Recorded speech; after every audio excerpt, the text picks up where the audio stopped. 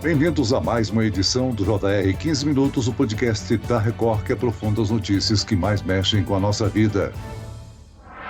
Uma semana de caos. Moradores e comerciantes da região central de São Paulo enfrentaram vários apagões nos últimos dias e os prejuízos se acumularam. A sequência de falhas na rede elétrica fez o número de reclamações no Procon disparar. Somente no intervalo de 2 dias, a alta foi superior a 260%. Um cenário que não é exclusivo da capital paulista e se repete com frequência em outras regiões do país. Quais são as consequências de uma queda de energia? As responsabilidades das concessionárias de energia elétrica em relação à população e como os consumidores prejudicados podem buscar reparação de danos. O JR 15 Minutos de hoje esclarece essas e outras dúvidas com a professora e advogada especializada em Direito do Consumidor, doutora Roberta Densa. Bem-vinda ao nosso podcast, doutora. Eu que agradeço, Celso. Um prazer estar aqui contigo e com os seus ouvintes. Quem nos acompanha nessa entrevista é o repórter da Record, Leandro Stoliar. Ô Leandro, a Enel diz que restabeleceu energia para todos os afetados por queda de energia na última segunda-feira, mas reparos na rede causaram novos impactos ao longo da semana, né? Oi, Celso, é sempre um prazer estar aqui no podcast. Obrigado pelo convite. Doutora Roberta, tudo bem? Obrigado também pela sua participação aqui no podcast. Então, Celso, diversos bairros da região central de São Paulo foram atingidos na manhã da última segunda-feira por um apagão. O problema persistiu por mais alguns dias. Eu fiz uma reportagem na quarta-feira, quer dizer, 2 dias depois do primeiro apagão. Quando conversei com moradores da região, eles informaram que estavam com a energia funcionando de maneira parcial, ou seja, ou a luz estava muito fraca, ou o apagão vinha e ninguém sabia que horas que a energia ia voltar, ou as pessoas ficaram sem energia nenhuma. E como você citou na abertura do podcast, a concessionária que atua na cidade disse que usaria geradores para restabelecer o fornecimento para todos os clientes. Doutora Roberta, o apagão, que a gente também chama de blackout, né, é uma interrupção temporária do abastecimento de energia elétrica para parte da população de uma região. Mas essa falta de energia pode trazer diversos prejuízos aos consumidores, como a gente sabe, né? Sem dúvida. E esses prejuízos, eles devem ser ressarcidos pela empresa. Na realidade, nós tivemos alguns apagões em função das chuvas em São Paulo e, claro, a empresa poderia alegar caso fortuito, força maior, e era o que a empresa dizia logo no início. O grande problema é que descobriu-se que não há, na Enel, um plano de contingenciamentos. Esse é o problema.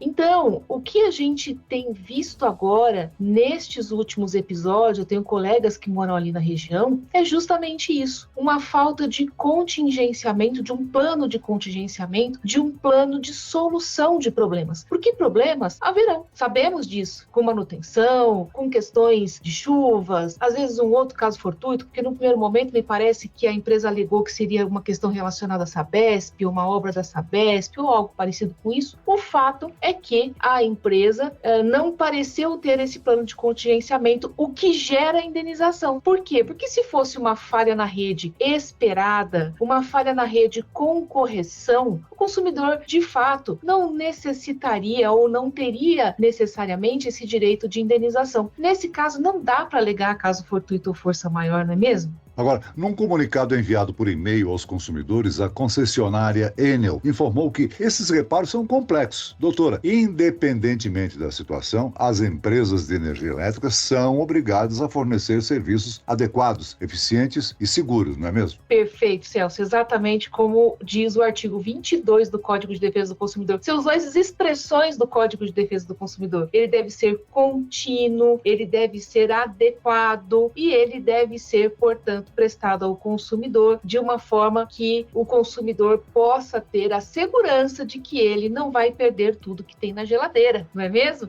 Porque a gente está falando do consumidor dia a dia, do consumidor que vai à feira, e estamos falando também de comerciantes que deixaram de trabalhar, que perderam ali tudo que tinha no freezer, que perderam tudo que tinha nas suas respectivas geladeiras e não estão podendo trabalhar. Hospitais que não podem trabalhar. A queda de energia, seja em São Paulo ou em outra região qualquer do país, país afeta a rotina dos moradores, como a gente vem falando aqui. A prolongada falta de luz pode estragar alimentos e também medicamentos que dependem de um determinado armazenamento. Por exemplo, medicamentos que a gente tem que colocar na geladeira. Além disso, afeta a rotina de todas as casas, né, doutora?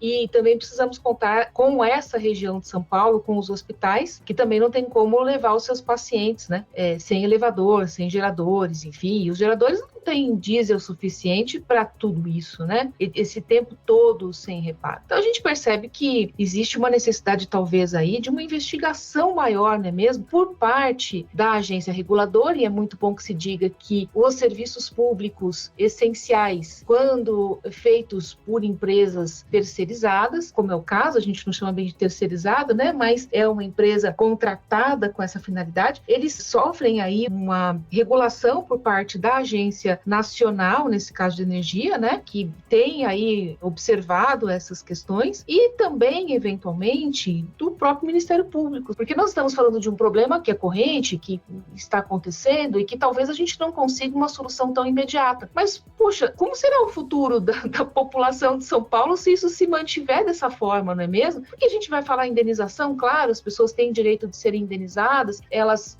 devem fazer ali uma fotografia daquilo tudo que estragou, eventualmente uma nota fiscal de compras no supermercado. Durante essas quedas de energia, os comerciantes contabilizam aí os prejuízos, né? Alimentos que acabam estragados e é possível, de alguma forma, recuperar o que foi perdido.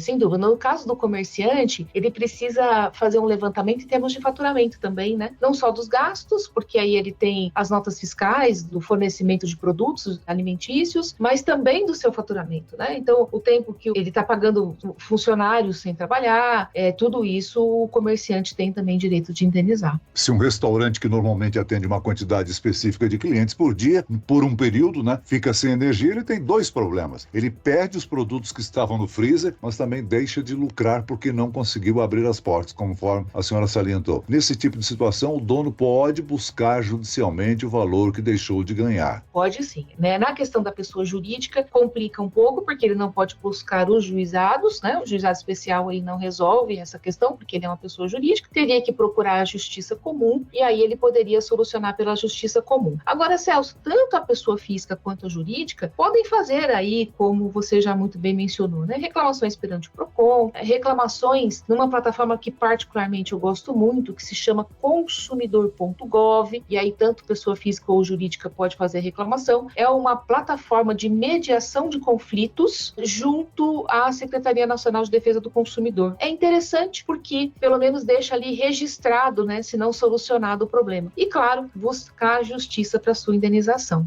Agora, doutora, a interrupção no fornecimento de energia elétrica, ela pode acarretar na queima de eletrodomésticos, aparelhos eletrônicos de uma casa. A concessionária da região é obrigada a arcar com os prejuízos desse consumidor, né? Se sim, como é que deve ser essa comunicação, doutora? Esse é um outro ponto que a jurisprudência brasileira já firmou um bom entendimento, fazendo a comprovação, porque provavelmente deve ter tido aí uma alteração da tensão da energia elétrica, né? Então, fazendo a comprovação de que o produto estragou neste período, então essa é uma questão difícil para o consumidor também, né? Mas enfim, é uma televisão que ele usa corrente, só tem uma geladeira em casa, só tem aquela televisão em casa, e ela queimou ali. E a concessionária, ela teria que fazer a prova de que não houve alteração na tensão, essa prova é uma prova da concessionária. A gente tem bons julgados nesse sentido, e os consumidores também têm o direito de serem indenizados com relação a esses produtos que foram estragados. E aí eu fico pensando, inclusive, ali naquela região especificamente, nos hospitais, né? Porque certamente ali a questão pode ter trazido ainda mais consequência para os usuários do hospital, porque nesse caso ali a gente tem uma Santa Casa, que é um hospital público, também tem hospitais privados, enfim, a consequência ali é bastante problemática, né? Na questão de estragar um equipamento médico que custa muito, muito caro, né? Doutora, há uma resolução da Agência Nacional Nacional de Energia Elétrica, a ANEEL, que protege o consumidor e orienta sobre os direitos que devem ser respeitados pelas operadoras em casos como esse, dentro dessas situações que a gente está vendo em São Paulo. Quando uma companhia se recusa a arcar com prejuízo, o consumidor pode reclamar com a ANEEL? Pode também fazer uma reclamação diretamente na ANEEL. Ela vai fazer a investigação do caso, ela não vai eventualmente ressarcir, fazer com que a empresa faça o ressarcimento para o consumidor, mas ela vai investigar a empresa, investigar para entender quais foram os motivos que levaram a essa queda de energia e a esses danos causados aos consumidores. E uma vez percebendo,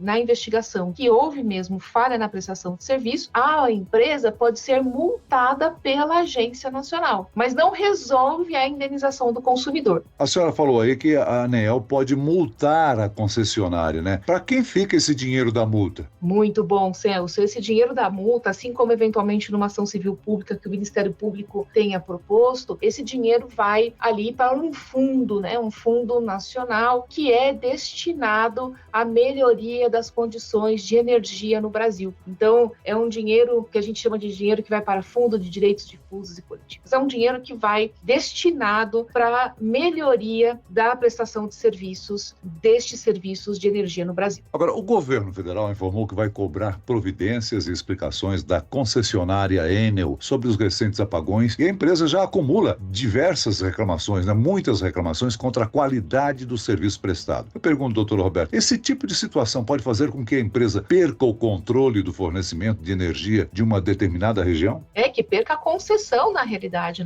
É perfeitamente possível esse tipo de sanção, inclusive, Celso, é uma sanção esperada. Eu vou dar um exemplo que corre em paralelo, porque é mais fácil de a gente perceber, mas quando você olha, por exemplo, na Agência Nacional de Saúde, nós temos vários casos em que a Agência Nacional de Saúde proíbe a empresa de manutenção dos seus planos para os consumidores. Aqui funcionaria da mesma forma. Há a possibilidade de quebra do contrato para que outra empresa, então, entre para prestar esses serviços aos consumidores. No final de 2022, em um cenário parecido com esse, a Enel deixou de operar no estado de Goiás. Houve um acordo comercial entre a Enel e uma outra companhia de energia elétrica para que o serviço fosse repassado de uma para outra. Doutora, esse é um cenário que pode ser repetido em outros locais? Pode acontecer em São Paulo, por exemplo? Perfeitamente. E aí, na verdade, seria uma continuação daquele contrato, óbvio, com a anuência, Isso deve ter tudo previsão contratual com a anuência da própria agência que faz a fiscalização dos serviços, porque não adianta trocar por uma empresa ruim, Então, a gente tem que ter aí a certeza de que esses serviços serão prestados adequadamente. Doutora, esse cenário que aconteceu em Goiás é raro e complexo, mas qual o caminho até se chegar nessa condição? É preciso, além da mobilização dos gestores estaduais, um envolvimento da ANEEL e da Secretaria Nacional de Defesa do Consumidor? É uma pressão, A Secretaria Nacional de Defesa do Consumidor pode fazer essa pressão e, na realidade, a Agência de Energia, ela vai dar as diretrizes para que o serviço seja adequadamente prestado. Se não for adequadamente prestado conforme as orientações da agência, aí sim há uma intervenção por parte da agência, inclusive nessa eventual transição. Vamos prestar um serviço aqui aos nossos ouvintes, doutora? Em São Paulo, a série de apagões desde o início da semana fez aí o número de reclamações no PROCON disparar. Ficou sem luz? Procurar o órgão de defesa do consumidor do município é uma alternativa, E quais os melhores caminhos para registrar esse tipo de problema, doutora? Vamos lá, Celso. Primeiro, São Paulo não tem PROCON municipal. Então, o PROCON é estadual. A cidade de São Paulo não tem um PROCON. Então, a gente vai procurar o PROCON estadual. Como é que a gente resolve isso? A gente vai fazer reclamação no PROCON, o consumidor vai ter o seu ressarcimento? Provavelmente não, porque o PROCON também não vai forçar o cumprimento. No entanto, é sempre importante fazer a reclamação no PROCON de São Paulo, que você pode fazer reclamação pelo site do PROCON de São Paulo ou então através do Poupa Tempo. O Poupa Tempo sempre vai ter um atendimento do PROCON ali para o consumidor. Essa é uma etapa. A outra etapa, buscar a Agência Nacional de Energia Elétrica e fazer a sua reclamação. Para que você faça a reclamação lá, você deve primeiro entrar na ANEEL, fazer uma reclamação na ouvidoria. Com o número da ouvidoria, você busca a Agência Nacional de Energia Elétrica e aí você faz a sua reclamação também no site. Tudo muito simples. Entra no site da Enel, faz a reclamação no site da Enel, pega o número daquela reclamação na ouvidoria e leva para a Agência Nacional Nacional de Energia Elétrica. Não resolvido, você também pode fazer a reclamação lá na intermediação, né, que é o consumidor.gov, www.consumidor.gov, conta a mesma história que você disse já no Procon, na ANEEL, e também faz ali aquele apontamento na plataforma consumidor.gov, que é uma plataforma só de mediação, uma tentativa de negociação. Tudo isso digitalmente, né? Perfeito. Tudo por meio digital. Muito bem, nós chegamos ao fim desta edição do 15 Minutos. Eu quero aqui agradecer a participação e as informações da professora e advogada especializada em Direito do Consumidor, doutora Roberta Densa. Obrigado, doutora. Eu que agradeço, Celso. Sempre uma alegria falar sobre esses assuntos com vocês. E agradeço a presença do repórter do Jornal da Record, Leandro Stoliar. Obrigado, Leandro. Celso, eu que agradeço pelo convite aqui no podcast. É sempre um prazer estar com você aqui. Doutora Roberta, muito obrigado e até a próxima. Esse podcast contou com a produção de David Bezerra e dos estagiários Fernando Russo e Isabela Santos. Sonoplastia de Marcos Vinícius. Coordenação de conteúdo, Edivaldo Nunes e Deni Almeida. Direção editorial, Tiago Contreira. Vice-presidente de jornalismo, Antônio Guerreiro. Você pode acompanhar o JR 15 Minutos no portal r7.com, nas redes sociais do Jornal da Record e nas principais plataformas de streaming. Eu, Celso Freitas, te aguardo no próximo episódio. Até amanhã.